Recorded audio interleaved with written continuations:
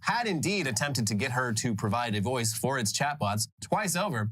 OpenAI's insistence that Sky is not meant to resemble Samantha is difficult for some to believe. It was a boneheaded move, says David Herlihy, a copyright lawyer and music industry professor at Northeastern University. A miscalculation. My instincts were correct. Altman, you bonehead. Lawyers hated it. Lawyers hate it. So once again, the AI companies are demonstrating that the one thing their products are objectively better at than humans is getting sued. Yeah, if you're looking to get sued a lot, AI is the secret. That's how you do it. That's why Elon Musk was so adamant to get Grok out there. He's like, I need more lawsuits. I can't come. Known lawsuit fetishist Elon Musk. He's like, oh fuck, I gotta get this Grok thing up and running. I need more lawsuits. I accidentally clicked on the Grok thing today, by the way, and it said Grok something, and I was like, it's not a verb. Why? That sounds disgusting.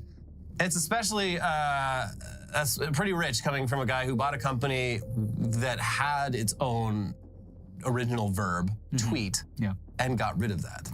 Now it's just an X post. So you're trying to make Grok happen? No, it's not going to happen. Anyways, for every Scarlett Johansson, though, there's thousands of people out there who have been similarly exploited by AI companies, but don't have nearly the money or star power to do much about it. One such case was profiled last week in the New York Times.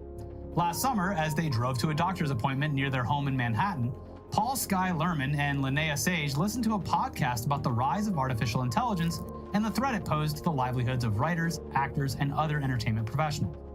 The topic was particularly important to the young married couple. They made their living as voice actors, and AI technologies were beginning to generate voices that sounded like the real thing. But the podcast had an unexpected twist.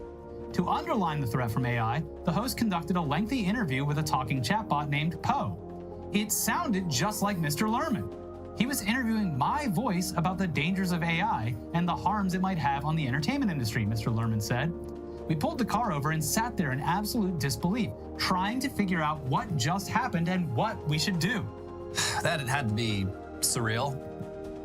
Yeah, well, at that point, like, you probably have a case, you are a voice actor, but at that point, how do you not come off as schizophrenic to anyone that you talk to about this? No, it was my voice on the radio. I was talking to myself in the car radio. You don't understand. Why is no one listening to me? And yeah, as for how this whole surreal situation started, here you go. In 2019, Mr. Lerman and Ms. Sage were promoting themselves as voice actors on Fiverr, a website where freelance professionals can advertise their work. Through this online marketplace, they were often asked to provide voice work for commercials, radio ads, online videos, video games, and other media. That year, Ms. Sage was contacted by an anonymous person who paid her $400 to record several radio scripts and explained that the recordings would not be used for public purposes, according to correspondence cited by the suit. These are test scripts for radio ads, the anonymous person said, according to the suit. They will not be disclosed externally and will only be consumed internally, so will not require rights of any sort. Oh, good. Sign me up. Consumed internally. Interesting word choice. At first, I thought this was just a freak doing some fetish shit. I didn't know he was going to use it for an AI. 7 months later, another unidentified person contacted Mr. Lerman about similar work. Mr. Lerman, who also works as a television and movie actor, asked how the clips would be used. The person said multiple times that they would be used only for research and academic purposes, according to correspondence cited in the suit. Mr. Lerman was paid $1,200. He provided longer recordings than Ms. Sage did. No, it's because he's a man. Yeah. Can't even when you're getting like screwed over by AI companies, it's the women who get the short end of the stick. All right, well, let's check out from Miss Sage what the rate is, and we'll just deduct 30%, and there we go. Fair enough. Thank you, ma'am. Anyways, no, these aren't going to be used for anything. These are for my personal use.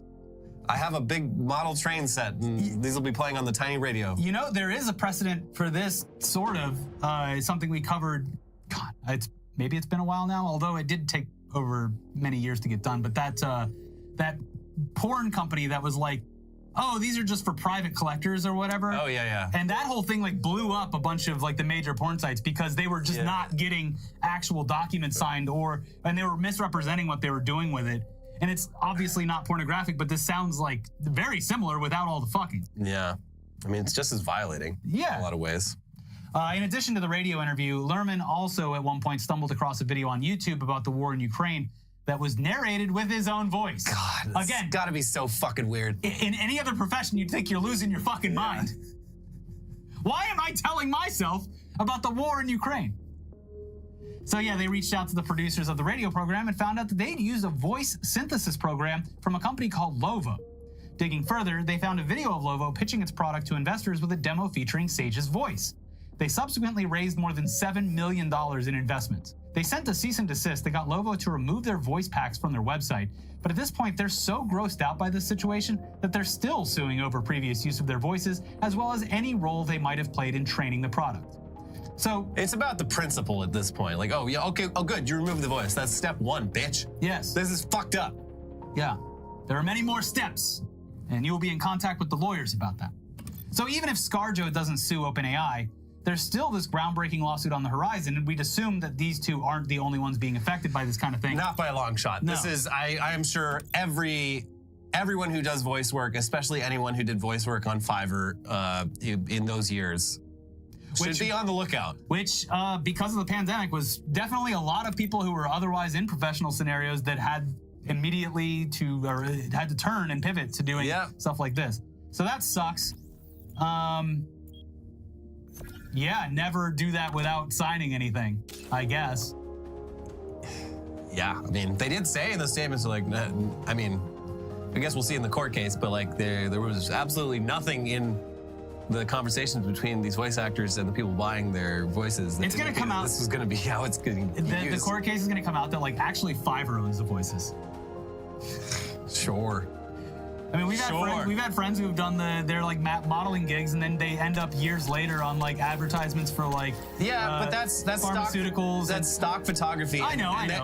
And those people did sign a release form specifically allowing that. Yes. That's the difference. I'm just saying it's funny that you're hearing yourself on the radio and being like, wait, what the fuck? Yeah. Because you can't. You can't like replicate an image like that. I mean, at least you couldn't before. At the very least, it sounds like they're using their voices to say things that sound smart and eloquent. Yeah. It would be worse if they were like introducing the sex phone operator bot 5000, and it's like your voice. Yeah. Well, telling people to whip it out. Creeping closer to that porn lawsuit then. Yeah. Yeah. But somehow we are still not done with AI lawsuits today. Though this next one is actually quite different. This time, the ones doing the suing are the developers of an AI tool. And it sounds like they are, in fact, the good guys here, which I know is a very rare occasion, but by all indications, the AI people are on the side of good. In this scenario, you have to give it to them. Yeah, so here's 404 Media. The student co-founders of an AI studying tool won a $10,000 entrepreneurship prize from Emory University for their idea, were championed publicly and repeatedly by the university's business school for creating the software, and then were promptly suspended by the school for a semester for building exactly what the school had just given them money to build. Okay. The students were suspended by the school's honor council because their AI tool, quote, could be used for cheating, and because they connected it to a software platform used by the university to host course reading material, homework, and other assignments without obtaining express permission. Though this feature was mentioned at the competition, it won $10,000 at. But the school's honor council did not actually find evidence that it was ever used to cheat, and a review of the honor council's write-up shows an incredible misunderstanding of how the specific tool, called 8-Ball, was designed, and a misunderstanding of how large language models are trained and what they can do. Okay, so obviously at this point, when education has been completely upended by ChatGPT, we're naturally going to be pretty skeptical of any use of generative AI as a study tool. Okay, buddy. But in this case, what these students created actually sounds both useful and ethical. 8-Ball is an AI tool that's only trained on course materials for these individual classes, which these days are all uploaded to the software platform Canvas. So basically, it's got all your lectures, slideshows, reading materials, etc. And if you type a question, it answers based on that data and nothing else. So hallucination is a lot less likely. As shown in a demo video, the answers it provides are mostly direct quotes from its sources. And it even provides links to where it's getting its information. Essentially, it's just a more advanced way to search through a bunch of different documents at once, which, if you're still doing your homework the old-fashioned way and are actually trying to learn, would be pretty damn useful for looking stuff up very quickly. Yeah, it's basically you got all these different, you got reference guide. You got PDFs, you've got slideshows, you've got all these different documents, and this basically puts it all in one place and lets you like type in questions using natural language, and using the large language model system, it is able to understand your question and hopefully find a relevant answer. Yeah. Seems a lot more helpful for like just actually doing schoolwork the right way, and less helpful for studying because it is literally just pulling direct quotes, which if you were to use that in an essay or something, the professor would probably notice. Yes. You're just copying the textbook. I wrote that. Anyway, Emory University and several members of its faculty seemed pretty stoked about some of their business students starting a company using cutting-edge technology for a product that is relevant to education. And they even awarded them a $10,000 entrepreneurship prize for it. But one hand clearly wasn't talking to the other hand at Emory, because Emory then suspended the students for an entire year over this. Not even like took the prize away. It was like, no, you get to keep the money. You can't come back to school. You've been banned. Yeah, congratulations. Great work. So the reasons for the suspension seem to mostly have to do with how they were using API tokens to connect 8-Ball to Canvas, which apparently, supposedly could be a cybersecurity issue. Emory's IT department blocked this in some way, but the students very quickly figured out a simple workaround, which was right-clicking and clicking inspect element to get the access to the tokens that had been hidden from them. Wow, hacker man. And that's hey, you joke, but a lot of the states in the South, they've gotten into some serious litigation over people clicking the inspect element or view source button. Maybe this is a Southern thing, because Emory's in what, like, it's somewhere in the South. I can't remember where. They just don't understand. They see a bunch of data and text on the screen and they're like, oh my God, Zero Cool's in the room with us right now. So yeah, they did that, and that's when they apparently violated the school's code of conduct to such a severe degree. The students probably, I guess, could have handled that better, asked permission, worked with the IT department, whatever. But soon the narrative shifted into this being a huge scandal, supposedly involving hacking, as well as 8-Ball facilitating plagiarism and cheating. Yeah. They were, you know, if this is the kind of business they want to get into, they were doing the right thing by foregoing any permission to do anything and just barreling forward at all costs. Well, it's also like Canvas, like it just seems like they don't understand what an API token is, which like, yeah, they can be like mishandled, but like they exist entirely. And like Canvas itself is like, yeah, this allows you to like connect other programs to Canvas. No, they were like, that's the entire purpose of an API token, is to like let two different programs talk to each other. Yeah, well, bam, hacking, hacker man.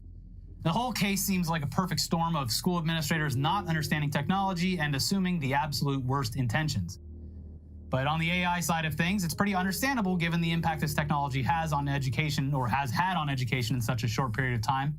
But a lot of this scandal seems to revolve around administrators not understanding what API tokens are and what they're for. The article linked down in the description goes into a lot more detail about the whole maddening chain of events that led from these students being celebrated by their school to being banned from studying there for a year. And it once again underlines our biggest problem with all this AI shit. No one trusts each other anymore. And this is especially true in education. Even if you're not using AI, people are going to be suspicious that maybe you are. Even if you are using AI, but in an ethical manner, people are going to assume that there must be something unethical going on. Yeah. And it does cut both ways. Like, these guys are developing an AI product and seem to be, you know, they thought about the ethical aspect of it, and they did it in a way that wasn't just trying to help people cheat on homework, but because they were using AI, because AI has been such a fucking just clusterfuck for education this past year, everyone understandably assumed like, oh, you're just creating an even more streamlined cheating tool. Good job. Here's it's tearing society apart. It's AI. I want to go back. Yeah. Send me back. Put me in the pod. I need to go back in time and go up to Sam Altman and, well, I don't know. Say, hey, don't do it. Hey, here's look at that girl over there. Go talk to her instead of going home to your computer. It reminds me of like what I heard in high school, which is like, oh, don't use a calculator because you'll never have a calculator with you at all times. And it's like, okay, you do now. But on the flip side of that, you don't have a deep understanding of why you've solved this math problem or this equation or whatever. Yeah. Whereas like ChatGPT, it's like, yeah, this stuff's gonna be around. So like technically you don't need to know anything because you could just ask an AI things, but you're never gonna understand anything. Yeah. Because you didn't do the work.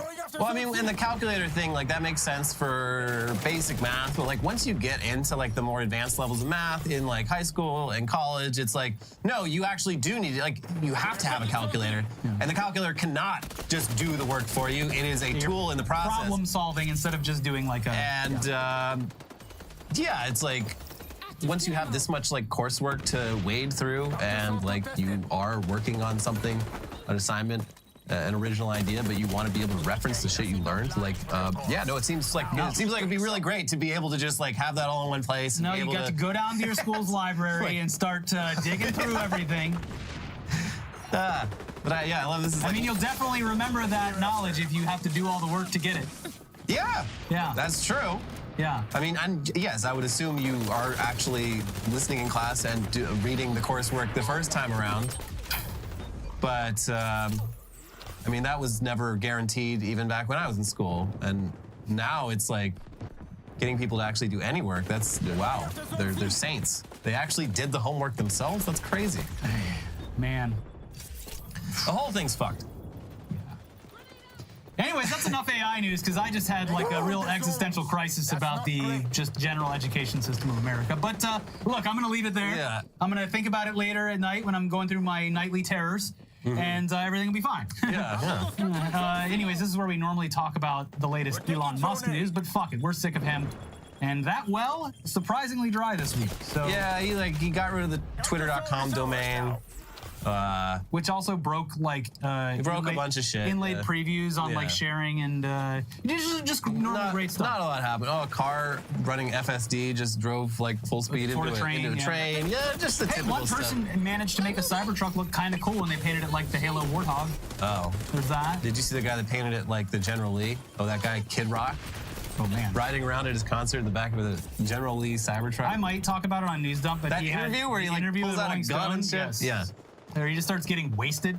Yeah, he's like just pounding. I'll never be respected like Prince was. Well, yeah, it's because you literally just are mean and talk shit all day. Yeah, he wrote Purple Rain and I just shot a bunch of Bud Light cans. A rare moment of self-reflection. Yeah, it's fascinating interview. Yeah. Anyways, Elon, you've got the day off. I hope you spend it on doing something beneficial to your friends, family, and life. Yeah, go hang out with your dozens of children. Some of them have been asking for you. Not all of them. Some of them hate you. Some of them want to see you. Please stay away. But in some non-Elon news, let's talk about a new law Congress just passed that makes it basically impossible to track celebrities' private jets. God damn it. I mean, it's not Elon news, but it is Elon adjacent. So here's Gizmodo. Celebrities and billionaires have long complained that it's just way too easy for random people on the internet to monitor how much fuel exhaust they waste as they flit through the skies via their private jets. Well, it appears that our government's legislators have heard these complaints, and unlike when the rest of us whine about stuff, they've actually done something. An amendment in the Federal Aviation Administration reauthorization bill that was passed last week will allow private aircraft owners to anonymize their registration information. President Joe Biden signed the FAA bill into law on May 16th after it passed in the Senate 88-4 and the House 387-26. Jet tracking has been made possible up until this point because private plane owners were forced to register aircraft ownership information with the FAA Civil Registry. That registry has been public until now, allowing for those data points to be combined with open radar mapping to understand where and when certain planes were traveling. It's through this public information that online enthusiasts have been able to track the jet activity of America's 1%. The War Zone originally reported that the new FAA reauthorization bill, which was introduced last June, will effectively make it impossible, or at the very least, very, very hard to track the jet activity of the well-to-do. The law will allow private aircraft owners to request that the government hide the personally identifying information associated with their planes.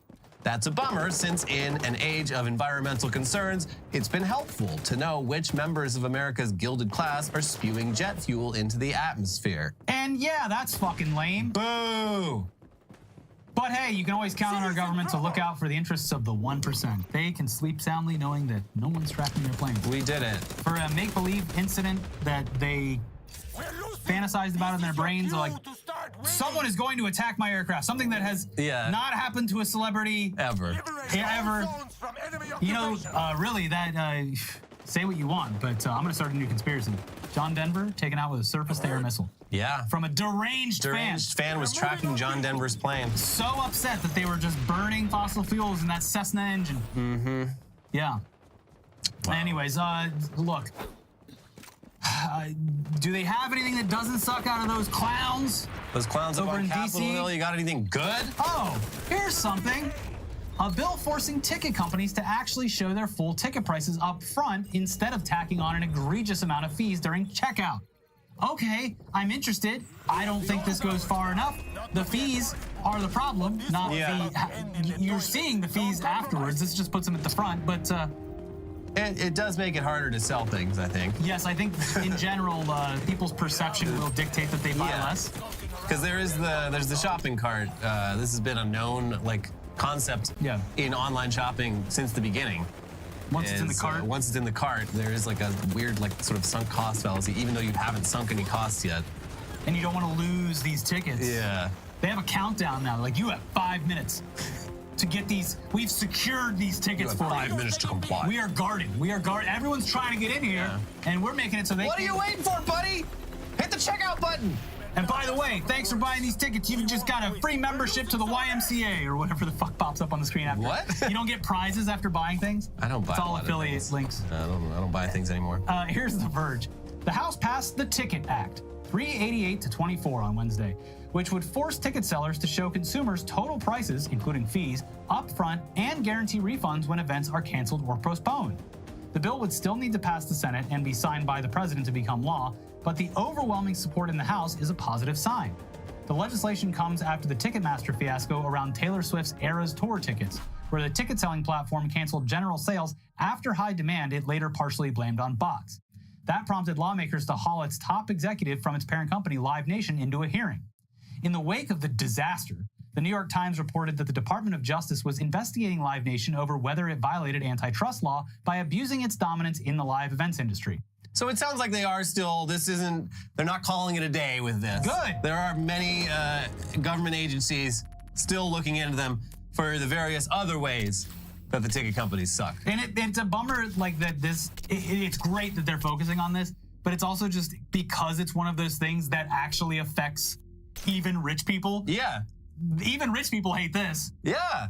They buy tickets to fucking Hamilton or whatever. And based on the results of the House vote, it seems pretty in line with the no tracking planes thing. So like, look, we'll stop people from tracking your planes. Yeah. But you're going to have to let us talk about these fees. They cut a deal with Taylor Swift. Yeah. Like, one for you, one for me, Taylor. Yeah. And Taylor. Nobody's talking about the Swift quid pro quo.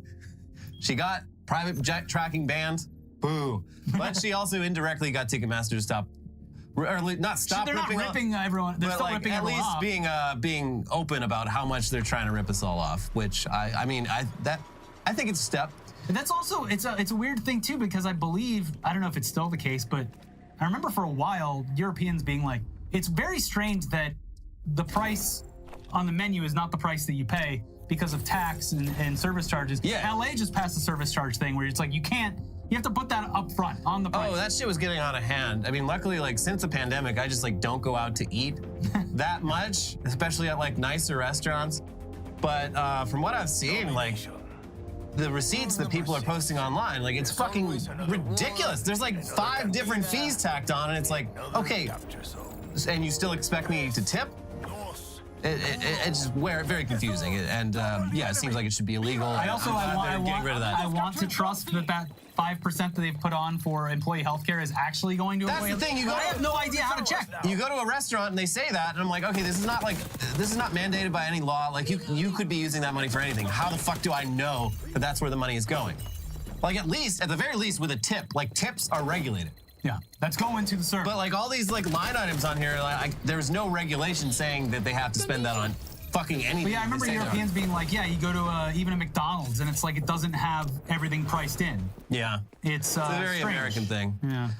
But anyway, this is assuming, of course, the Senate and White House sign off on the bill, but it sounds like they will. Based on the House votes, it seems looks like one of those rare issues that everyone in this country, regardless of political affiliation, has just had enough of. It really comes down to like, oh, like I want to see a show, and you're browsing Ticketmaster, and you're like, oh, hey, that's a reasonably priced show, and you click on it, and you get through the whole ticketing process. It takes like 5 minutes, but like by the end of it, you're like, wait, hold on, this costs twice as much as the price that I clicked on, specifically because it seemed like a reasonable price. The worst thing too is like just an unnecessary. It should be like, okay, there's a, the biggest thing for many years was the convenience fee. Yeah. And it's like, okay, if a convenience fee is the same for everyone, then fine, because it's no more convenient buying a $1,000 ticket than it is buying a $100 ticket. So like when you go to a music festival, say the music festival is like $300 or $400, which I'm assuming that's what they are now, like the bigger ones. Coachella's probably $400. I think more than that. And it's like, okay, instead of paying, whatever, you're paying a 10% convenience fee. So it adds up. So it's like, okay, if you get a ticket for $25, that's $250.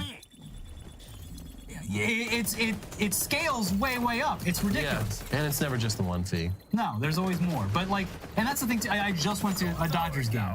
And they got the swing it around here tip me. First of all, why? I got the drink out of the thing. Yeah. I brought it over here. But I got, and this is my bad. I just needed some fucking water. Sorry. Got a Topo Chico and a bag of peanuts. It was a lot of money. Yeah. And they were like, and then 15% on top. I grabbed it off the thing. Yeah. If it was like, if it was like, do you want to tip 50 cents or $1 or something? Like, you would get me feeling bad. I would be like, okay, I kind of feel bad. But like, if I'm spending $20, yeah, and they're just adding that shit without like everybody's paying it. So it's like, okay, that's not. Just add that in the price. It's stupid. I hate it. Anyway, that's our show. And if you didn't notice, this episode was not sponsored. Click the join button. Any liking, commenting you can do to boost. We need to juice this. Can you help me juice this? Juice the video. Also, if you're Can we feeling get 10 people to sign up? I see 1, 2, 3, 4, 5, 6, 7, 8, 9, 10 of you that $5 is burning.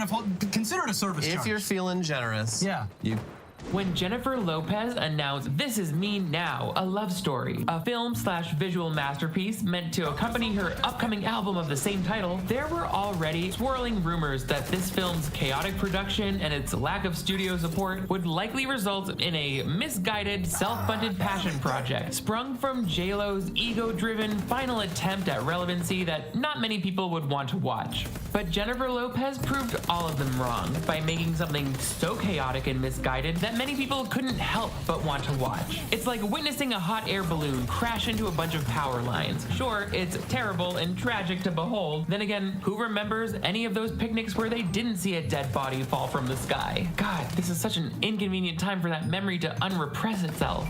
Was that the cause of my electrostatically charged balloon fetish? Damn it, Nick, we said no more fully verbalized self-realization moments on camera. Luckily, I can distract from my embarrassing vulnerability with somebody else's. Somebody who's rich and mean to waiters, so it feels less like cyberbullying. Now it's your turn to prepare your internal justification so we can roast this hardworking mother of two over the flames of public opinion who had the courage to create a film with an original screenplay like I'm always saying people need to make more often. Don't overthink the hypocrisy, okay? I'm kind of just a bitch. And I guess that's one delusional bitch reviewing another while we break down this under feature-length film with almost 1 full hour of surreal plot points, a mishmash of different tones and sincerity levels, and enough frenetic Gen Z dancers to make me feel like I need a shot of insulin. So thank your lucky stars, because it's time for today's title that's longer than the movie itself installment of Clip Breakdown.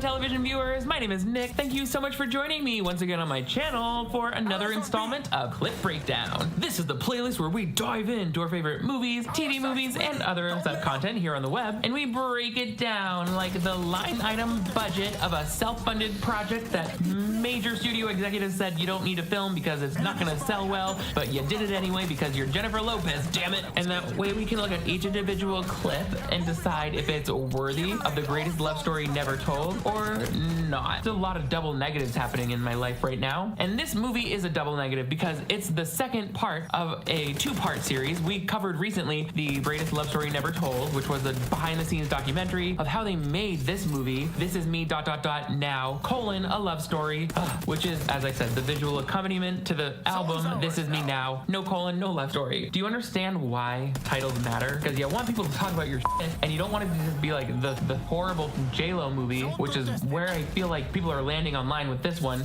because it's bad. It's available for free on Amazon Prime, which on one hand I think helped increase its viewership. Over 250,000 people watched it in the first 30 days, but I don't think that many would have if it weren't free.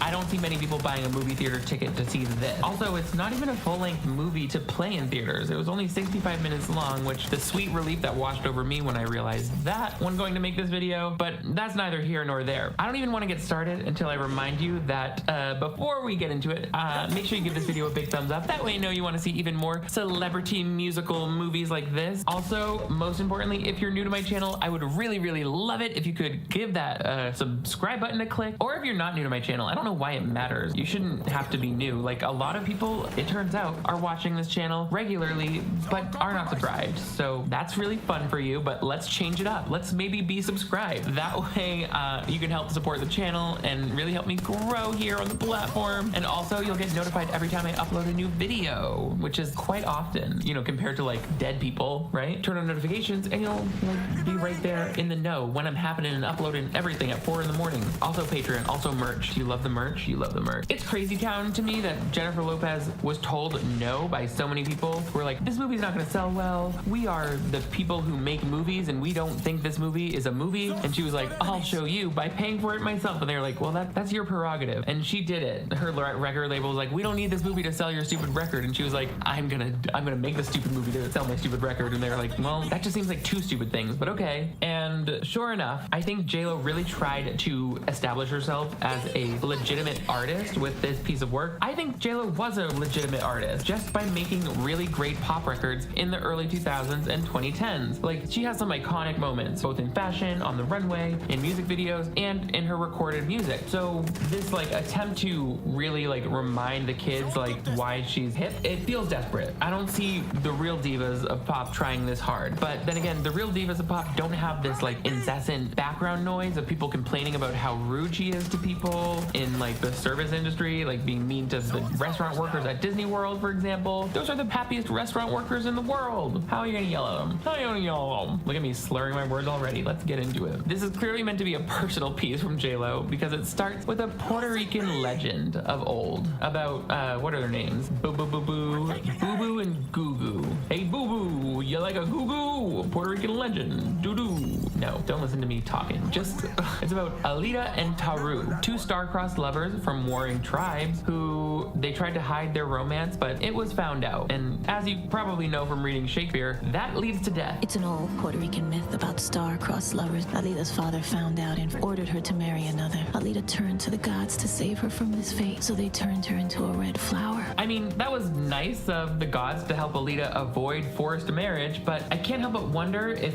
they might have been able to brainstorm a more elegant solution than turning her into a flower. Out of all of the divine interventions that would theoretically be possible, like miraculously changing her father's mind or bestowing peace amongst the warring tribes, feels kind of like an indirect solution to be like, oh, let's turn the bitch into a rose. Flowers can't get married or feel sadness or ever talk to their loved ones ever again. Like, okay, yeah, getting transformed into a red flower would probably solve a lot of my problems in life too, but it would also technically be the end of my life as I know it, right? Instead of being sentient and working and paying taxes, my only jobs would be drinking dewdrops and bending slightly to avoid oncoming lawnmowers. When the gods turned Alita into a flower, they were essentially killing her, only slightly more eco-friendly, I guess, because a single flower got planted. Way to go, gods, you greenwashing f***s. sharks. And they're not done yet because Taru is now like, well, now I don't know where my girlfriend is because she became a flower without telling me. Taru found out and sank into a deep despair. He begged the gods to help him find her, so they turned him into a hummingbird. Okay, I'm starting to think that no matter what it is you're praying for, the gods are just gonna turn you into something that lives outside. So maybe don't go to them first. Like, perhaps start by seeing a family therapist. See where that gets you. I feel like the gods are just pushing people unnecessarily towards becoming plants and animals to meet their carbon reduction goals just in time for tax season. You could be like, dear gods, please help my grandmother who has cancer. And they'd be like, boom, your grandma's a shark. Sharks don't get cancer. We read that online somewhere. And then it's like, okay, dear gods, now my problem is that my grandma is a shark. So if you could zap, now you're a shark too. Family of sharks. So cute. Enjoy swimming in the ocean for the rest of your life. Bye. Maybe next time try medicine, dummy. So despite the cognitive dissonance that comes with the legend that this whole movie is based off of, we've got a really solid basis. And let's also cut to J-Lo riding on a figurative motorcycle through a figurative land of lakes, Lando Lakes butter. So Taru basically spent the rest of his life looking for Alita as a hummingbird. Whenever you see a hummingbird land near a red flower, that's the two of them reuniting. And she was like, that's why when I was a little girl, when anyone asked me what I wanted to grow up to be, I said, in love. And it's like, damn, you needed therapy way back then. This movie is basically about Jennifer Lopez being addicted to monogamy. Like she was married 3 times before she married Ben Affleck, this most recent time, who, spoiler alert, they say they're getting divorced as we speak, living in different houses, not wearing their rings out. The writing is on the wall, but let's make a movie about it first, shall we? And then let's symbolize it with this apropos bike ride. But I learned the hard way. Not all love stories have a happy ending.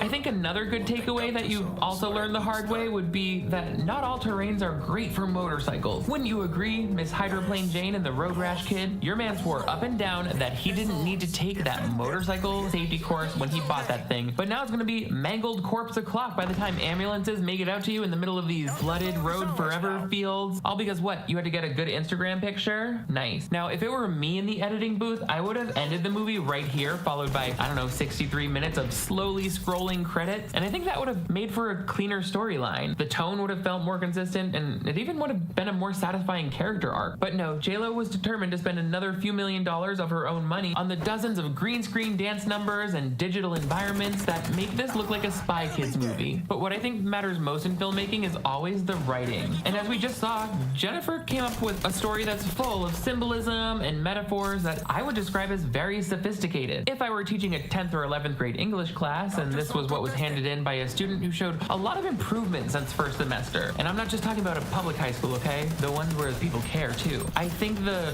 kind of sophomoric nature of all of this writing, it doesn't help Jennifer establish herself as a legitimate artist. It helps establish her as a very surface level thinker, which I mean, I think I already knew about her based on, I don't know, general vibe. Can't say how I know, but you look dumb. I'm just kidding. And once again, I will reiterate what I satirically hinted at in the intro, which was like, I think it's great. Women in film is a very important thing. And I think it's awesome that J-Lo has the f***ing money to pay for her own movie and make it happen, even when nobody else believed in it. It was a big gamble. Did it pay off? No. Do I think she was surrounded by people who provided honest feedback that could have helped her improve this and make it feel like a legitimate story? No. I think she used her best friend, who was also her agent, who was also her manager, who was also her best friend, who was also her best friend. Like, she's surrounded by people who are both her employees and her best friends. And to me, that is a formula for making stuff that people aren't going to tell you when it sucks, right? So that's a faulty point that has happened to many people. But I think it's also interesting that this combined with the storyline that she's rude to people in public, which I don't condone, but also I can't help but notice that storyline doesn't get brought up for men who are dicks to people in public. Maybe more so now. I'm looking at you, Jonah Hill, but your work is not going to be seen as legitimate if it's mediocre and if people don't like your personality. They might see you as legitimate if your work is mediocre and you have a somewhat likable personality. Hello, thank you for my career. But J-Lo, unfortunately, is not falling into that category. I'm just, I'm at a different level than that ugly bitch. I'm just kidding. Laugh along with me.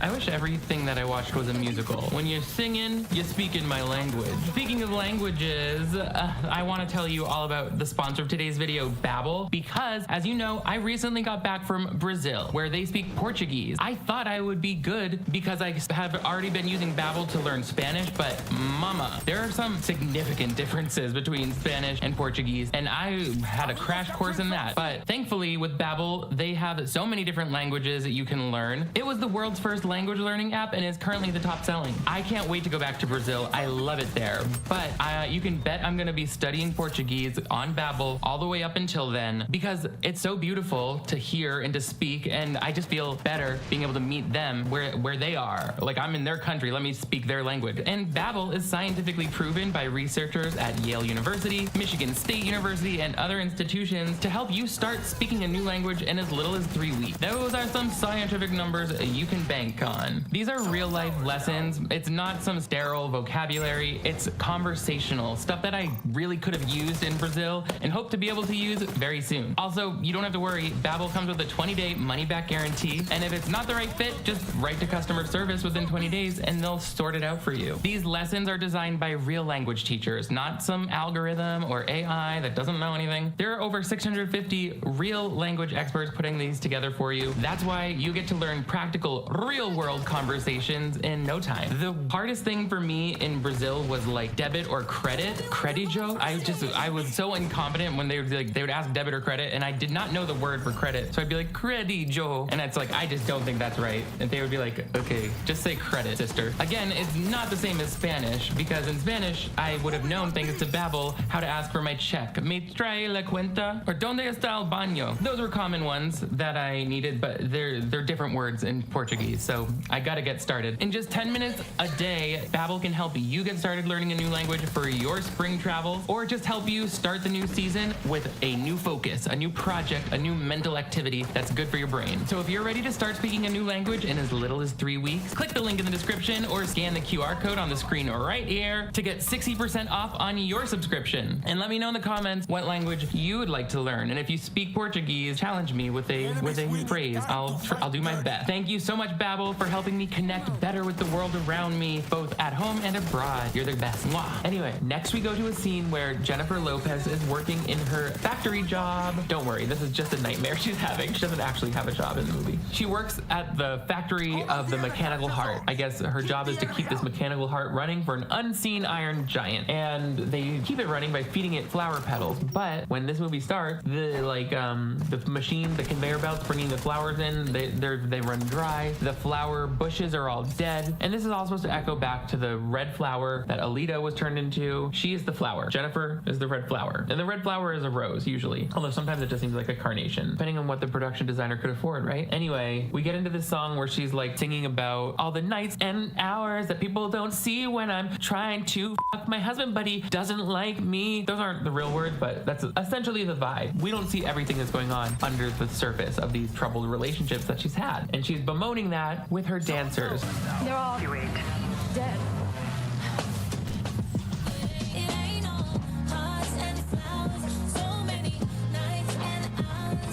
Dead roses. Everyone take your bras off. We're gonna roll around in some shit. In the behind the scenes documentary that I covered in a previous video, this mud dancing segment was made out like it was going to be the most groundbreaking and iconic moment in cinematic history. And I mean, granted, everyone does seem to be flailing around in slop more than I've ever seen in any other movie, but other than that, it's kind of grim. I captioned this: when you and the squad take bad shrooms, get flash flood diarrhea, and nobody seems to be handling it properly. Not the greatest time to do a floor routine, but you know, it's your spiritual journey. So she makes her way up to the mechanical heart and she's gonna fucking fix it if it's the last thing she does. But then we come back out and we realize that this was just a dream, as she's describing it to her therapist, played by Fat Joe. He's saying all of these words that suck so bad. She's like recounting how she's had many troubled relationships. So the movie's gonna jump around in time. It's all kind of connected through her conversations with her therapist, their memories, her real life, or whatever. She goes back to like her most recent relationship that inspired this nightmare about the flowers, because not at all is well with her most recent boyfriend. What you looking for? That's you, Libra. Your meticulousness keeps me focused. I'm meticulous. You listen to that crap. Baby, what? Uh-oh, he just went from hunky dreamboat to holding a bottle of abusive boyfriend scotch faster than humanly possible. Uh-oh, he just went from hunky dreamboat to holding a bottle of abusive boyfriend scotch faster than humanly possible. JLo's like, honey, have you been hiding alcohol down the front of your pants, or are you learning magic? God, please tell me it's at least a Chris Angel illusionist type of magic that we can take to Vegas, because I can't go through the pain of dating another alcoholic boy wizard. This student film type obvious imagery is really what stuck out to me about this movie. When I went to NYU, like, do you know how many movies I worked on that were based around the astrology signs, or like symbolism was built into everything was a hyper surrealistic, nothing was quite what it seems, everything was stylized, like every movie was like that. It's like, it's not exactly the most nuanced thing, and I see the same idea happening here. Her with her tattered clothing to show that she's like in a net that's trapped, the boyfriend with his poorly executed S&M sailor sweater. It's all just a little on the nose, if you ask me. Like, you're beating me to death with it, and it's just a visual, to say nothing of the dialogue, where she's like, you're a Libra, and he's like, why don't you shut the f up, Libra? If you compare that with like a similar example would be Chris Evans playing the character Ransom in 2019's Knives Out. Throughout the movie, he was wearing this costume that's like a sweater that had a cable knit that was frayed on the edges, but you could only really see those frayed details in the close-ups, yet it was enough to effectively yet quietly convey some character detail in the background of the scene. I noticed it when I saw it in theaters, and I had a theory about why that would be. It was obviously intentional. They wouldn't just put a ratty sweater on Chris Evans in a movie if they didn't mean to. And the costume designer, Jenny Egan, after the sweater went viral, confirmed my theory. She said that she chose that color and style of sweater because the bone color, the ivory, and the cable knit represented the leisure class in America over the last few decades. Chris Evans' character was someone who never had to work a day in his life, so he was not worried about getting stained. He could keep a pristine sweater. However, he also lived off the fortune of his grandfather in the movie, and those worn out details showed that he was, quote, buying expensive things but doesn't respect them, as Jenny said. And she reinforced this even with like the beaten Gucci loafers that he wore throughout the movie. I don't know how this one sweater is more interesting to me than the entirety of this half movie, but I think that speaks to how excited I feel when I see well thought out production design, and how turned off I feel when I see a filmmaker who doesn't have the restraint it takes to like treat their audience with respect, I guess. JLo's character literally lives in a glass apartment and is literally bound to her Botox boyfriend with a rope until she literally breaks out of the situation so she can literally move on with this literally bad movie. And I just keep coming back to like, it feels like it was written by a film student who had limited budget. They weren't making a feature film. They were trying to do like a 30-minute something for festivals or like to get their next job.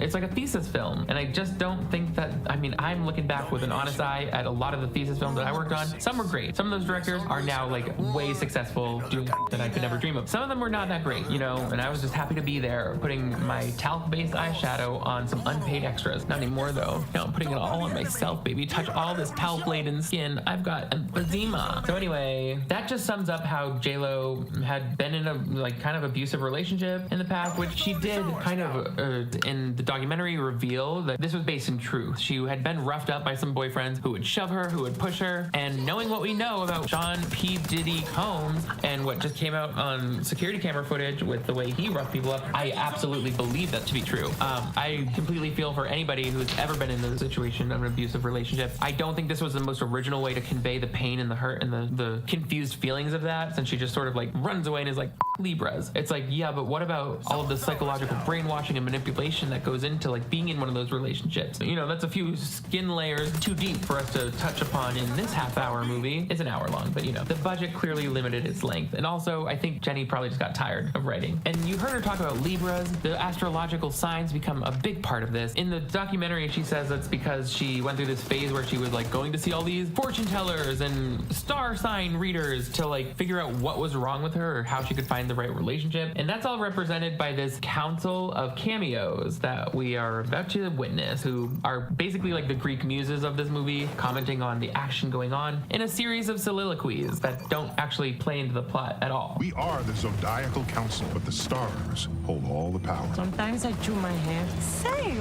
You would look hot in bangs. I'm calling Amazon customer service. Hi, Denise. Yes, I'm calling because there's a movie that I'm gonna need deleted off of your Prime Video streaming service. Can you transfer me to the person who has that kind of authority? Oh, you can't? Okay. No, I understand. I guess then I'll just direct the following death threat to you. I'm gonna hunt you down like a pig, Denise. Then I'm gonna pay a little visit to pick up your kids from school. Don't you hang up on me, little piggy, I swear. All right, she heard my request. She's gonna work on it for me. Anyway, oh, hold on. There's this really hot SWAT team guy looking at me through the window. Hey, Daddy. I love your big, hard battering ram. He seems angry. The inclusion of the Zodiacal Council in this movie is such a hot mess of forced cameos and unfunny dialogue that you just know J-Lo wrote these scenes all by herself. In fact, if your home theater setup has Dolby Digital surround sound, you can turn up the volume and actually hear members of the cast and crew quietly agreeing that it's better not to be honest with her. I actually feel bad for the serious actors who agreed to record this scene. All of these cameos were shot separately, and then they had to watch themselves be digitally placed next to the late night hosts and recording artists who were literally doing this as a joke. Leo, always shooting your shot. She'll learn. If you could just get quiet for a while. Yes, exactly. Everyone in this movie needs to shut the f up. I agree with Jane Fonda wearing the spray-painted Avengers costume from Amazon. In fact, if you look at any of these costumes and these Zodiac scenes, it's TJ Maxx to the max. Like, we've got shattered mirrors glued to things. We've got a plastic lion painted gold stuck on Post Malone's chest. Like, they really treated these cameos with respect. I gotta say, great use of everyone's time. One look at these costumes should tell you just how scary it must be to say no to Jennifer Lopez. Shout out to Kim Petras, though. That's my favorite of all of these. He's the most relevant cameo to me as a young Gen Z 20-something. Shh, don't tell him lying. He's 33. Anyway, as Keke Palmer, my other favorite cameo, points out, J-Lo's down there wilding out, trying to get married again. Like, how dare she? No. It's too soon. Will you marry me? Too soon for J-Lo's cliffside proposal? More like just in time. She was just about to jump. That guy's a hero. Also, I think the CGI set budget is starting to dwindle at this point. That's why this shot is actually a screen recording from The Sims 3. Look at him floating there. Next, it goes to this, like, kind of, I think probably my favorite dance scene of the whole movie, because it's like the wedding dance. It's like kind of like contemporary, at kind of 80s, kind of vintage, kind of current, kind of retro, kind of fun. And she's like switching between three husbands, like, because she got married 3 times and they're all just kind of blended together into this one song. And her friends are all being like, oh, congratulations again, she's getting married, wow. Which, like, I mean, people get married more than 3 times. Like, it's not that much, especially in Hollywood. But she's really trying to, like, harp on the fact that she's like, I can't believe I married this guy and then that guy and then that guy. It's like, yeah, well, you're a grown woman, you can do what you want. What's surprising to me is that you had a wedding ceremony for each of those. Eventually I'd be like, maybe I'm not marriage material, so I'm gonna go ahead and elope real quietly and let people know after the fact, without having a gift registry and all of that. But the rich are gonna do what the rich are gonna do. They divorced 3 times in another series of montages, and the Zodiacal Council is just like, oh my god. By Pisces. And Virgo. And Cancer.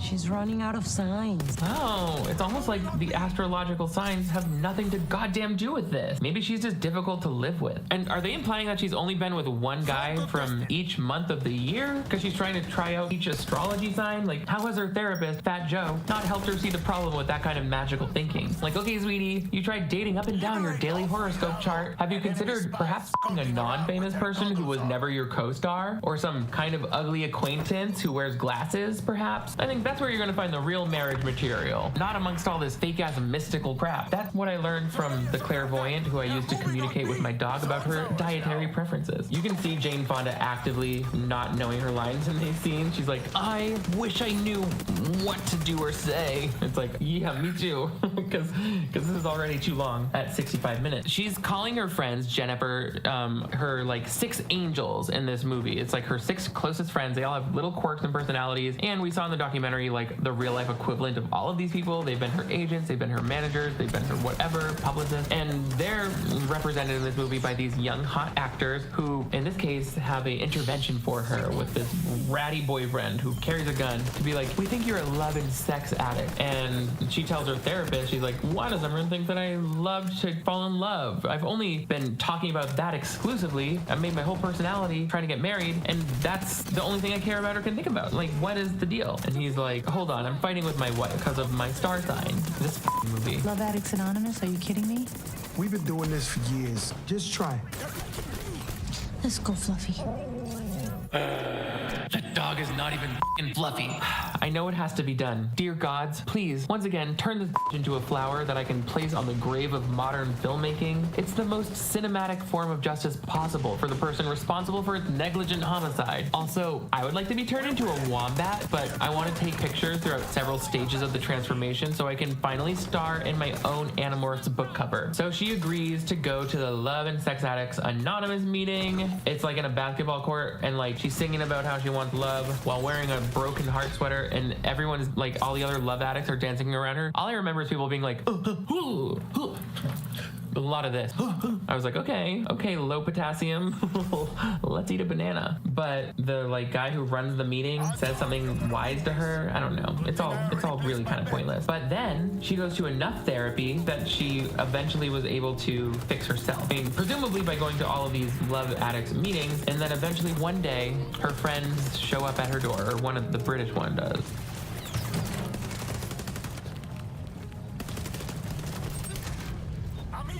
Where have you been? We've all been worried about you. He's like, we're all quite worried, isn't it? That's the Queen's truth of it all. But turns out the police won't do a welfare check on someone just for going through a large statement hat phase, you see? So that's why I've come here to kill you myself. I feel like Jennifer has to give like the second leading role credit to this hat, because sweetheart, the screen time, it's giving it, taking it. It's both. It's giving and taking. She's versatile, that hat. So anyway, this guy, the cynic, the British guy is what he's known as in the Greek mythology of it all. He's like getting married, and it's because of her. She believed in love so much that it taught him to love. We then flash right back to the therapy she just got out of. I hate this movie. To tell Fat Joe about this dream she had where she met her inner child. But it's pretty ominous at first. You don't know who's attacking her in the alleyway. I'm getting more and more nervous. So I start walking faster and faster, and I end up right across the street from my old house. Ooh, and I think we all know what happens next. I used to live here.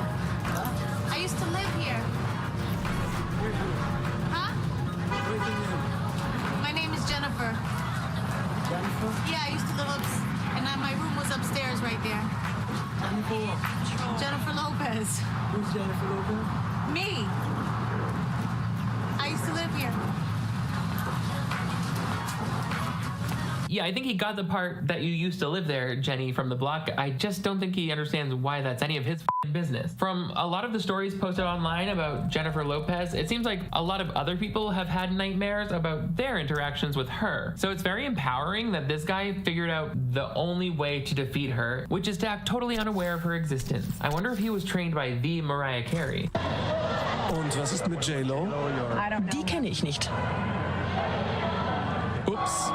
Anyway, the person sneaking up on J-Lo happens to be her inner child, who's like a bruised and battered, neglected 9-year-old who is like, you abandoned me, you didn't give me enough love, you loved everyone but me. It's like, she didn't love everyone but you, she only loved the men with big dicks. That's understandable. What do you have, a tiny little girl? No. But the inner child worked. It happened magically in her sleep. That's the most important takeaway. And therefore, she and her inner child get to caress each other and sing a song. She's soothing, she's reparenting herself, and that's all a symbol of her healing. And she goes back to her dream where she's like in the heart factory, and she fixes the heart by sparking the flame one more time, I guess by loving herself. Self-love, masturbation, all of that. She figures it out. And then there's this final scene where she goes to the beach for a wedding, and at first you're like, she's getting married again, but no. It turns out it's that cynical friend of hers getting married to his wife, despite seeming gay.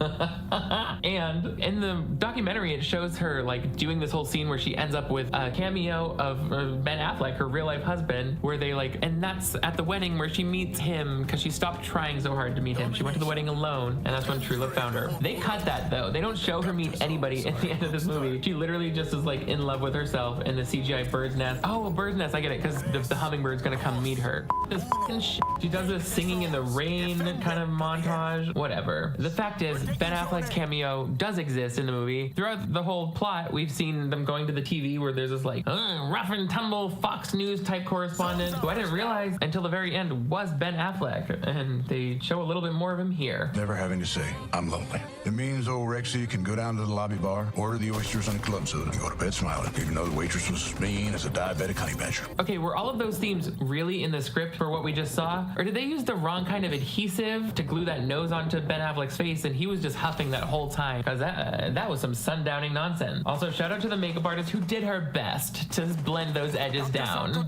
But you know, we got some lift off. Houston, there's a problem. Also, Ben Affleck being like, I can go jerk off alone and that's okay with me at a hotel. It's like, sweetheart, we have really lost the plot. Let's wrap it up. Let me know what you think of the greatest love story never told, which is called This Is Me Now, ... now, a love story. For me, it was exhausting. Just a lot of, it was basically a student film that happened to be made by J-Lo. Congratulations, Jennifer. You should be proud of the work that you did. Not many people could sell this type of shit to fucking Amazon, so that's just a testament to your star power, I guess. And to everyone else involved, happy divorce. I don't know what to tell you. I do, however, feel like you could check this movie out very easily. It's free if you have Amazon Prime Video, and it's only an hour long, so definitely watch it if you feel like it, and let me know your thoughts in the comments below. Also, give this video a big thumbs up if you want to see even more clip breakdowns on celebrity, movie, musical, visual albums like this. Also, most importantly, if you're new here or if you've been watching for a while but just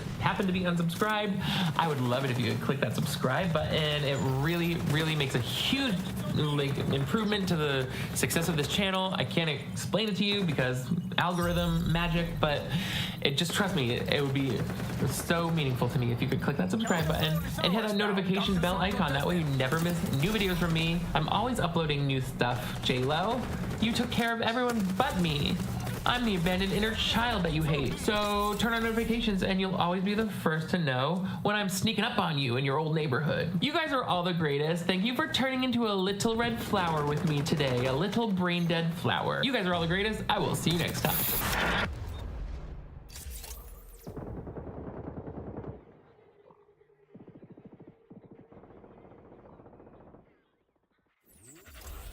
There's a lot of people that enjoy that kind of content. Like, they love watching Conquest, and it sucks because those people are unimaginably malleable and can be swayed. They don't really have a moral compass at all, and they just are in it for the toxicity. Apparently, what part of this live stream do they talk about debates? On the internet, and today's main topic is the question, is debate useful? Now, we all know as people that spend time on the internet, on spaces like YouTube and Twitter, that there's a whole subculture, not even a subculture, a whole culture of debate. People whose entire careers these days are debating ideas. And for many of us, this can be an interesting way into exploring new ideas. It can be a mechanism by which our own assumptions are challenged or pushed.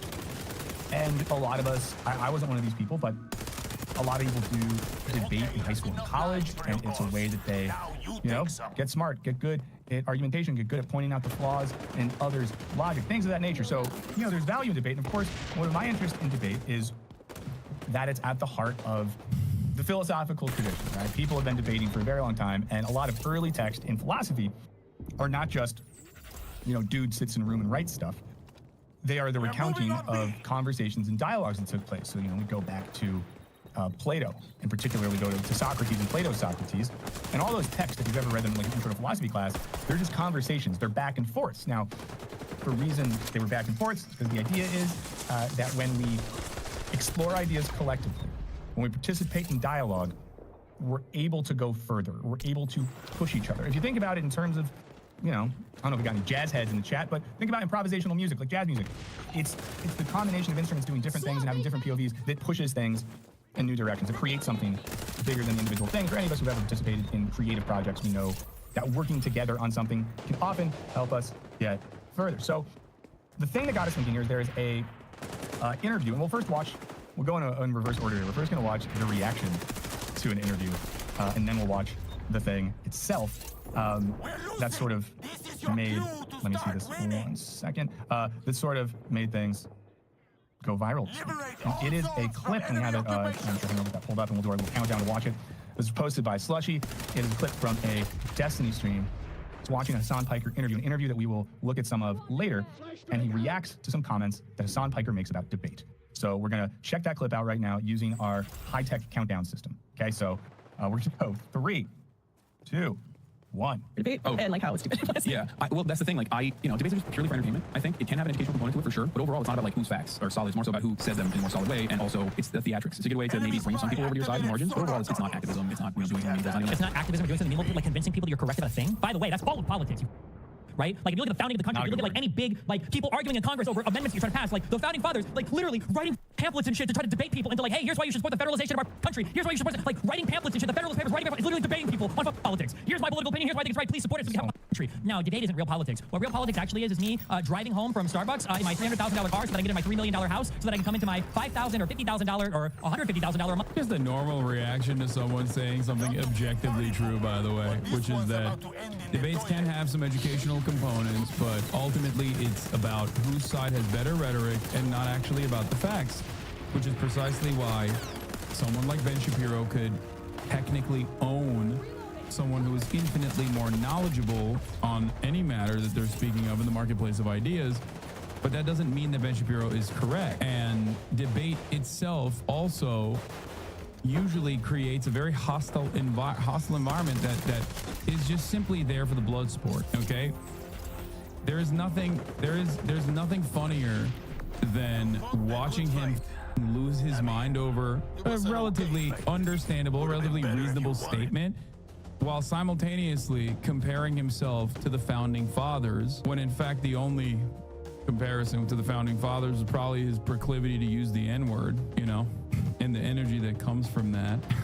So don't know what he's going on about. Month job to tell you about why socialism is the best thing ever. Like that's okay. Well, that was something. Here's always with producer Henry. Henry, I'm curious. Your initial reaction to, I guess, Hassan Piker's comments and then Destiny's reaction. Why was he listening to it at double speed or like 1.5 speed? Like he was, yeah. Yeah. It's just, what does he need it to match his own like pace and tone as far as like rushing through and speeding? This whole thing's just extremely weird and cringe to me because he's very fixated on but the whole point is I'm right, and then he starts getting mad about like all the price tags on Hassan's things, and I don't know. I don't believe Destiny really has any first principles, and he's pretty narcissistic. So this was like, Jesus, I expected this, but just to hear it and see it, like, ouch. True. Yeah, it's interesting that Destiny makes this connection between debate and I think he said like the Federalist Papers, and he talked about Congress and government and the way in which debate leads to direct politics and forms of activism. Yeah, he's equating what he's doing with like the writing of the Federalist Papers, but like the Federalist Papers were written by people who were like participants in government at the time, like who were also like actually acting on enacting legislation or like writing the law. It wasn't like on the internet you can be this hyper removed voyeur to the whole process and just be arguing from afar. Like it's a completely different like technological context than when like pamphlets were the main way information was spread. Yeah, and I do think as well that there's a pretty marked difference between streamers debating, and I'm just repeating what Henry just said, and politicians sitting in a room hashing out ideas as they form the underlying logic of a government or a political philosophy. I don't doubt that when, for example, this is so funny. That guy is a debate guy and then goes straight to an ad hominem as a response. Yeah. Another funny thing that this dude, Pyotr Kropotkin, noticed. When Marx and Engels were sitting around, when there was Mr. Breadbook himself watching Wisecrack. That's crazy. Sitting around with workers in pubs in London talking about ideas. I'm sure that debate happened, but I think there's maybe a difference in what they're talking about here. But to be, we want to be fair, we want to be balanced, we want to be grounded. FunGPT brings up founding fathers, finding the 14 fathers. For anyone who doesn't regularly listen to the show, just so you know, it's canon that I have 14 dads. But we'll take a look at the interview itself, where these comments come from. I'm going to fast forward to the 30-minute mark, and I have the transcript pulled up as well. So I think you said, Henry, around 30 minutes is when they start talking about the drama stuff. Great. Now this is a interview from a Wired podcast with Hassan Piker and McKenna Kelly and Leah Feiger. Fun fact, Leah Feiger is my cousin-in-law. I want to give credit where credit is due. What credit? Credit that they married into your family? That's such a funny way to reveal that. He is using the fallacy of equivocation. You weren't using the word debate in the sense of discourse surrounding ideas. Hassan meant the internet blood sport of debate streamers that are making entertainment for midwit fail sons. Yeah. Like, I'm not saying no discourse should ever occur, of course.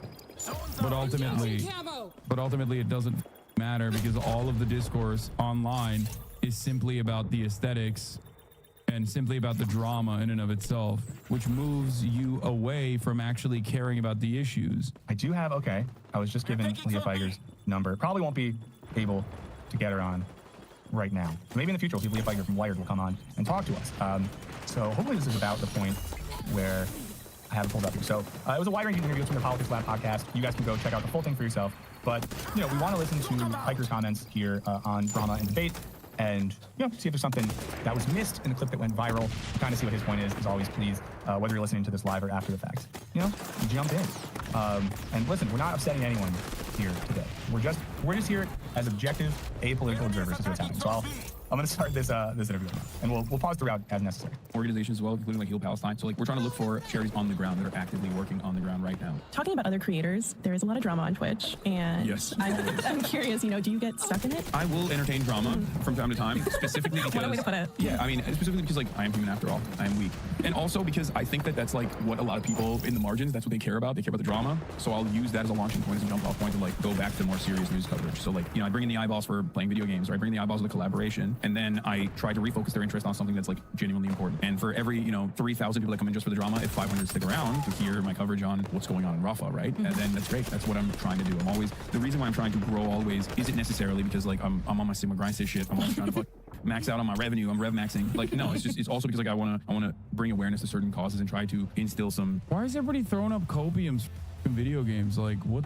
I play video games all the time. What are we talking about? It is you who is throwing up a copium that doesn't actually watch me play video games. Shut up, chatters. Some charitability in a broader audience. That's like an interesting idea there. We'll keep going with the idea that Sound Biker is saying that he instrumentalizes both drama and the desire for consuming content around drama to bring people into broader conversations they might not be privy to otherwise. That sounds fair. I'm not mad at that. We'll keep watching that, I like it if you're here. We'll then listen to what I have to say on certain issues instead of going, oh, I hate that guy. That guy's like a socialist with a nice car. Guy. So turning these like dramatic moments and like beefs with other creators into teaching moments for your audience. I try to, yeah. Like the last round of this was like so laughable to have this conversation like with adults, but... Are we bringing up Destiny? Is that what Yeah, I was about to say like... And I just want to note, the name Destiny was said by a host of a podcast that we are listening to. That's super I wasn't going to name names. Yeah, no, there's a kind of creator who like loves debating, doesn't really care about any of the things that he debates about, but like people assume like ridiculous stances, ridiculous positions. He's relatively skilled in rhetoric, not necessarily very knowledgeable on the issues, but rhetoric goes a very long way in debates. But beyond that, this dude is very edgy. He loves saying gaming words and word specifically. Okay, so let's pause there for a second. So, Hassan just said that there's a kind of creator who loves debating. Doesn't really care about any of the things that he debates about, and is relatively skilled in rhetoric. I think it's really interesting. I think we can learn something about this, and I know a lot of us know this history, but, we look back in the history of philosophy, especially Greek philosophy, you see a distinction between, let's say, like a Socratic figure, right? And what marks a Socratic figure, or literally Socrates followers, Plato's students, was an underlying motivation for knowledge and wisdom. In particular, an underlying motive for knowledge of oneself and understanding oneself such that they can understand the world around them and seeking out ideas like truth and justice. And of course, a knowledge of their fundamental ignorance. You see this in all those dialogues. Now, there was another type of person operating in that context, the sophists, here, like sophists, so to speak. And these are people who are skilled in rhetoric as an art, who are good at giving convincing speeches. But these are often people whose aim or goal wasn't self-interrogation and external interrogation about wisdom, truth, beauty, meaning. Their motivation was currying favor, being on the side of the politicians, making money, convincing people to follow your ideological program, or just getting attention, right? So I think that when we think about debate and rhetoric, one of the things I think about is, what is the motive for those things? And here, at least, Hassan Piker is describing someone who debates because they love debating, debates because they're skilled at rhetoric, not because they are knowledgeable, not because they care about those things. And I think this is important, and I do think, we'll talk about this more, when it comes to debate, I always think the first thing you have to ask, or at least the first thing I would ask myself is, does this person care about the thing they're speaking on? Do they have an invested, emotional, or like in the Greek, pathetic, pathos-based interest in the thing, or is it just like a sport or a game for them? And whether that's someone debating political ideas, debating their favorite games, debating music, people who love the thing are always going to be more interesting, and people that have a humility and are willing to interrogate themselves always going to be more interesting. And of course, Hassan brings up that a lot of these people, one person in particular, loves saying gamer words, the N-word specifically. And we don't have politics or stances on Wisecrack Live, but Henry, are we comfortable in agreeing that white people just don't get to say the N-word ever? Yeah, I think we are. Yeah. Oh, dude, it's time. It's time to do another. It's time to do another sequence. We have to come after him now. How dare he say that? I don't know how you manage seeing comments like this on articles about you. Stay strong, brother. Now, I am going to give this person. I'm going to tell this person, congratulations for trying and yet still failing to debate me at the top of the hour. Why will I congratulate you? Because I know that is actually not just any normal comment under the Wired.com article, but instead a top of the hour ad break debate. However, I will congratulate you and I will tell you, at least you tried. At least you tried. Good try. You're cooked nonetheless. Don't come at me with that. I'm ready. I'm ready. But are you ready for the top of the hour ad break?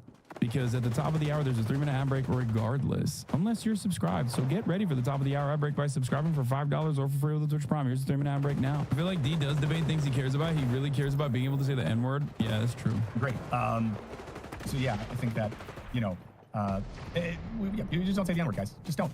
Just don't. Even if, yeah, never mind. So go ahead. Oh no, I don't. I was gonna just bring up the same thing. Like even in stuff where people cite it as an excuse to say the N-word, like Blazing Saddles, like the bad guys are the ones saying the word in Blazing Saddles, and they're portrayed as complete idiots. So like even within the context of like whenever people try to justify it, just don't try. Don't. Yeah, and I think that's the thing too. Like if someone who presents themselves as an intellect or a rhetorician or a debater, you just ask yourself, if someone takes the time to try to intellectually justify using the N-word as someone who's not a black person, what is the motive? Right? Like what would be the self-interrogative or externally interrogative principle? What would be the seeking of wisdom? What would be the teleology of that desire other than A, it's dank to be edgy, or B, like getting off on transgression or something like that? You know, and there is a way, of course, that one could like, you can do a thing where you rhetorically like break down logic and break down language such that technically it's okay when I say this word, but then that completely, in this case, obfuscates the idea that that word is connected to a history and a context, and that word has a very affected particular political oppressive meaning in a community of people that you are not a member of. Okay, let's go back to the Wired. We're not here to express opinions. We're just seeing what is on fire. Recently, I feel like that happened recently. It happened like 2 weeks ago, where he said the N-word on a podcast. In 2024, and we have people getting really upset about the word cracker. Yes, which is really funny because like that is. I'm gonna pause real quick. I don't know if any of you guys probably know this. I didn't catch up on this till recently. That then the response to in this debate, it went from like it's okay for white people to say the N-word, but then cracker is hate speech.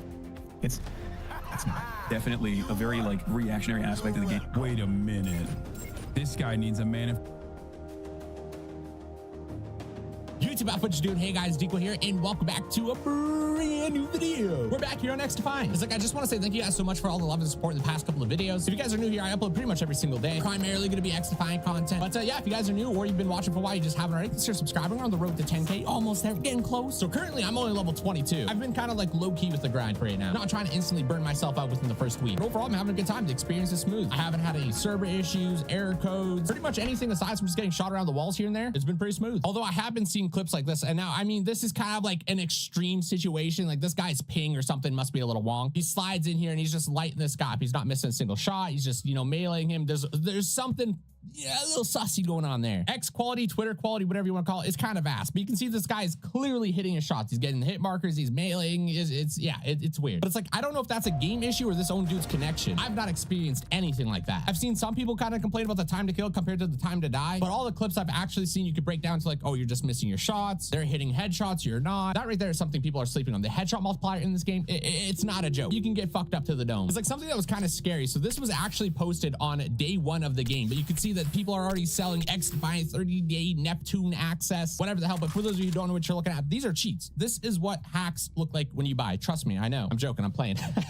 I'm playing. This is a prank, bro. But it's like, dude, already people are selling hacks. This fucking sucks. And I've seen people on Twitter just complaining that their lobbies are just filled with hackers. Every game, just hackers. Now, I'm gonna be honest. I actually don't think it's hackers. I think it's they're used to SBMM. They kind of suck at the game. Now that they're getting a reality check, they just kind of cope and call hackers. That's what I think personally. But there's been a lot of people getting banned. Here we got a guy by the name of a Grandpa Hacks, said tested XDEFIANT cheats, and it's safe to say the anti-cheat works very well. Wasn't raging, just went to a few matches with walls for testing and got banned. There was a good amount of players that have been playing in these more like competitive Discord servers and stuff, doing like 8. It's a little Mickey Mouse, but you know, the comp players, they want to compete. But there was a good handful of players from these competitive servers that actually got banned as well. So it's like competitive integrity for you, but the anti-cheat's working. They got the boot. And even Mark Rubin responded to this saying, I'll take the victory, but we know it's a constant battle that we have to keep finding new creative ways to fight cheaters. cheaters and grandpas. My dudes out here beating grandpas. Overall, XDefiant seems to be doing pretty good. Is it a COD killer? No. COD season 4 dropped. I already saw people going back for like the season 4, or not season 4, week 4. I mean, come season 4, I do imagine there'll even be more people that go back. Black Ops 6, it's going to be a lot of people leaving again. But the thing is like XDefiant is not only a free-to-play game, it's also here to stay. So even if people hop back over to Black Ops 6 whenever it drops, you know, the initial nostalgia and hype, it's like this with every COD. Everybody plays it in the betas. They think it's a great game. Come full release, they hop in. A week or 2 weeks later, they're kind of hating on it. And that is where XDefiant can come in. If you're not enjoying the matchmaking system over in COD, you're annoyed with the SBMM, EOMM, or whatever the case, you can hop back over here, and it's not like you got to buy another game, which is one of the things I see a lot of people compare, like, oh, this game's gonna die just like Titanfall 2 died to COD. Like Titanfall 2, you had to buy. You had to actively make the decision to either purchase Titanfall or Call of Duty, or even Battlefield, actually. But this game's free. There's no decision. It's just hard drive space. That is it. But it hasn't stopped people from, like, you know,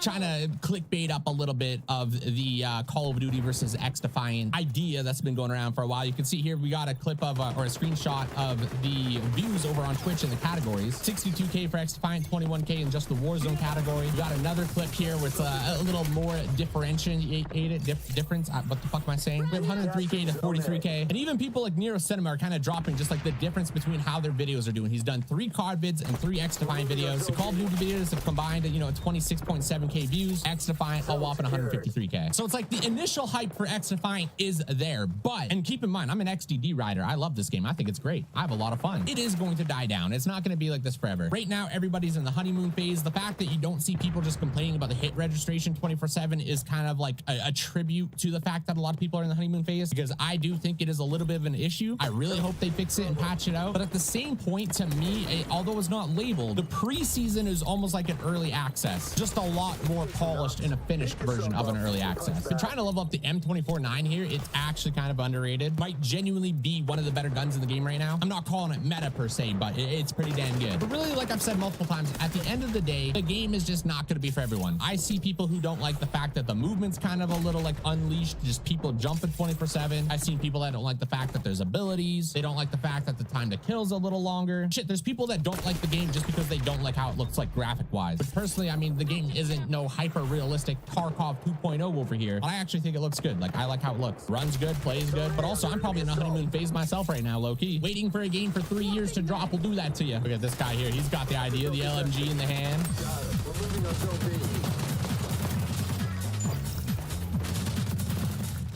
Like right there, a little bit weird. I walked in pre-firing. My first couple of shots I don't think hit. But for me, that's probably just my biggest gripe. Like, just the netcode, hit registration, that alone is really my only gripe with this game right now. The balancing's all fine to me. I like how the graphics look. I'm chill with all that. The gameplay's fun. The movements I'm okay with. You know, I do actually think the jumping is a little obnoxious. I wish there was a bit more penalty a little earlier. I think it takes like 5 jumps for the penalty to actually kick in.